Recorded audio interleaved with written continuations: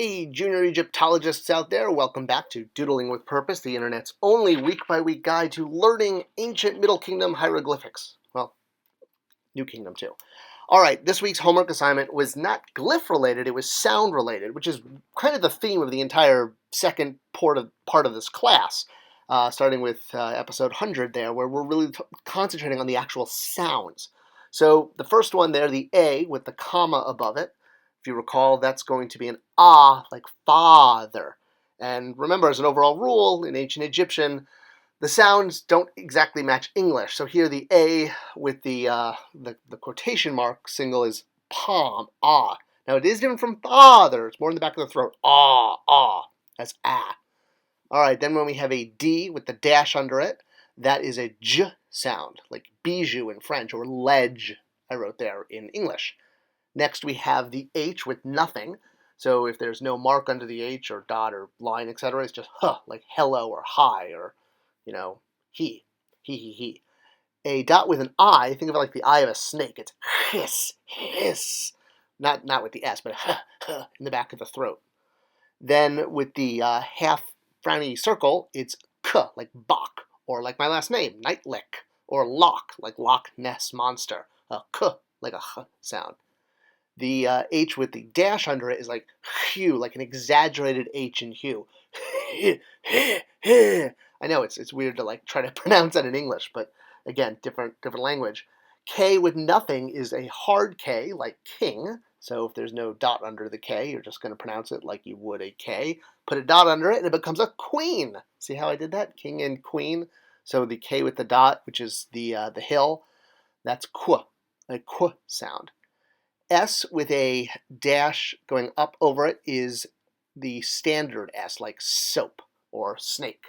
If you have a V over it, it's a SH sound, show. And this is for any language, by the way. This is English. I mean, this isn't just for hieroglyphics. I forgot to put the regular S. The S with nothing is actually a Z, so it's like rose. So it's like an S with a Z type sound, rose.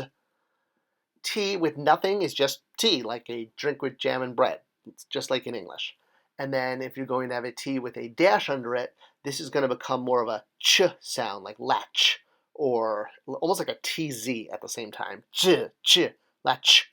So yeah, again, you got to practice these sounds. It's good to do this. All right, let's jump in. We're going to just do one glyph today because I'm trying to keep these videos under 10 minutes, and we're about to hit the H's, and that's going to be a while. All right, as far as bilateral sounds. So we're in the middle of bilateral sounds, and we're on the only G. The only G bilateral sound is this one here. So, and it's a pretty easy bird to distinguish because it's the only one. It's the stork with its beak all the way down like that and an elongated neck. So easy to notice it. Pretty easy to draw too. It's the standard bird where you're first drawing the undercarriage, then the overcarriage, and then when you're doing the neck, it's pretty self-obvious. You're just doing a candy cane and then a loop for the head and give him something to stand on. So standard standing bird, but just modified with the longer beak, and then of course you can add wing detail as you foresee or see fit. So here's an interesting word with GM, gam.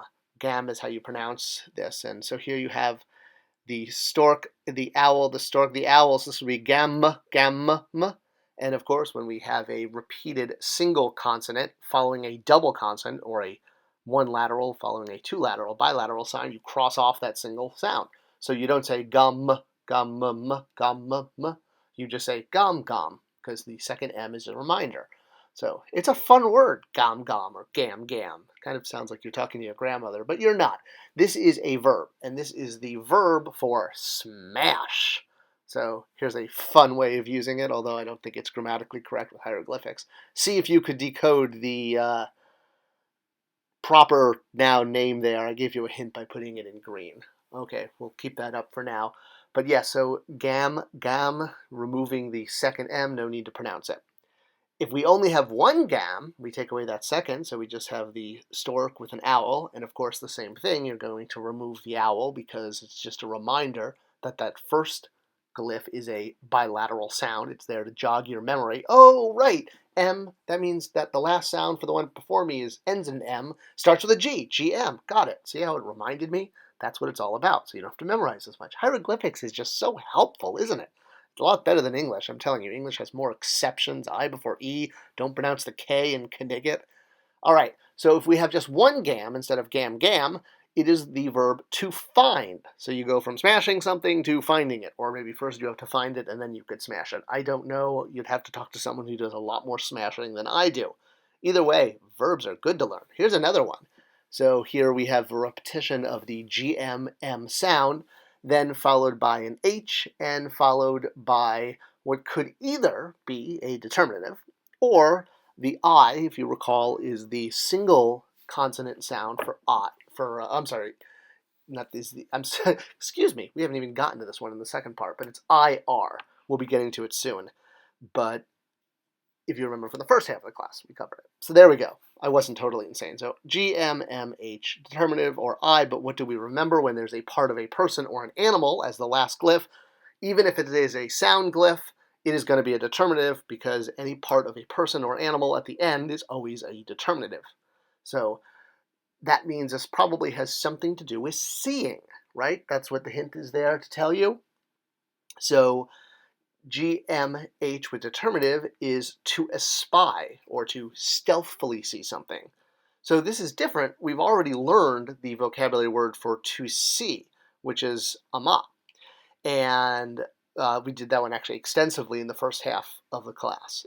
So ma'a, to see, with the double A in the present, and the determinative with the I is actually moved to the front for looks better. It's an aesthetic transposition, kind of like an honorific transposition for words meaning king or god. In this case, it is just purely for looks.